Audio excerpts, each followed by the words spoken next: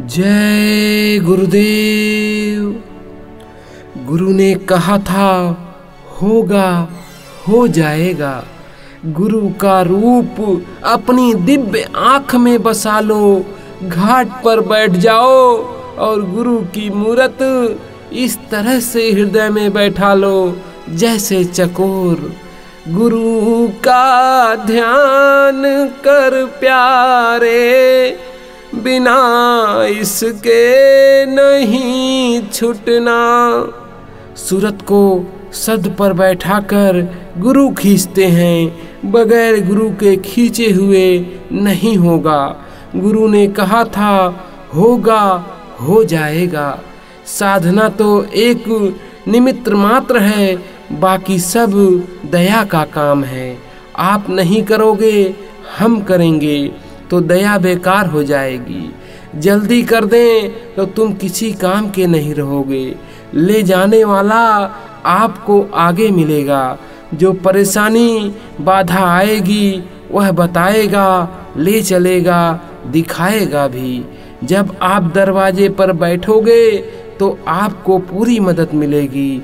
जो जो उनसे प्रेम करते हैं और रास्ते पर चल देते हैं, उन्हें पार कर देते हैं। इच्छाएं, कामनाएं और दुनिया की प्रीति ऊपर नहीं जाने देती। जिसने नामदान लिया है उसकी संभाल संत सद्गुरु अंतिम समय में करते हैं। चाहे वृद्धावस्था में ही क्यों ना नामदान मिला हो और मौत सिर पर खड़ी हो, फिर भी सद्गुरु संभाल करता है। जब सत्संगी की मौत आती है और आत्मा शरीर के 9 दरवाजे को छोड़कर ऊपर आती है तो वहाँ 2 रास्ते हैं, दायां और बायां। दायां सद्गुरु का है और बायां काल का है। सद्गुरु वहाँ जीवात्मा की संभाल करते हैं। अगर वो देखते हैं कि इनके दिल में दुनिया की कामनाएं हैं तो कुछ समय तक सहज दल कमल में इसको ठहराकर फिर जन्म दे देते हैं। यह जन्म पहले वाले जन्म से अच्छा होता है, अर्थात दूसरा जन्म श्रेष्ठ होता है। अगर दुनियावी इच्छाएं नहीं हैं और भजन नहीं किया है तो भी जन्म नहीं देते हैं, बल्कि वहीं सूक्ष्म शरीर में भजन कराकर दर्जे व दर्जे ऊपर ले जाते हैं।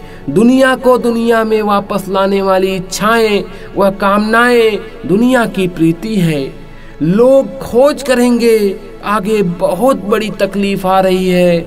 आपको तो ये मालूम नहीं है कि आपके हर अच्छे बुरे कर्मों का हिसाब लेने वाला छिप कर बैठा है। आपकी हर सांस पर जो कर्म हो रहे हैं उसका हिसाब लिखा जा रहा है। तुमने सारे नियमों को तोड़ दिया, मर्यादाएं खत्म कर दी, पूजा पाठ भाव भक्ति भगवान की बातें बहुत दूर हो गई। गोस्वामी जी ने साफ कह दिया कि बिन हरि भजन न जई है कलेसा।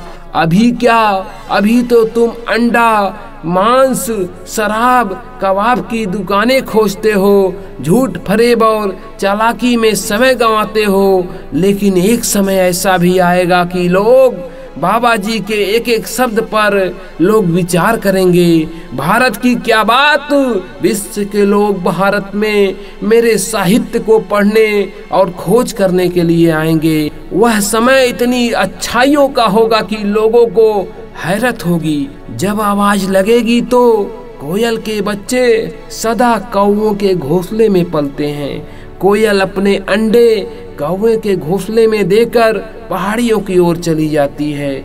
और जब बसंत का दिन आता है तो कोयल एक आवाज लगाती है और उसके बच्चे उसके पास आ जाते हैं। फिर कोयल अपने साथ उड़ा ले जाती है। कौवा जिसने पाला पोसा वह देखते रह जाता है। इसी तरह से संतों के जीव दुनियादारों के बीच भले ही पलते हैं, जब संत महात्मा आकर आवाज लगाते हैं तो सभी भागकर उनके पास चले जाते हैं। इसलिए आप किसी को यहाँ सत्संग में आने से रोक नहीं सकते।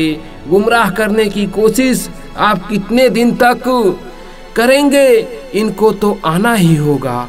आज इन्हें आने से रोक दिया तो कल आ जाएंगे। पर इनको तो आना ही है तुम्हारी वजह से। जो इनका अकाज होगा उसका हाल जो हो वह तुम जानो और तुम्हारा काम जाने। जय गुरुदेव।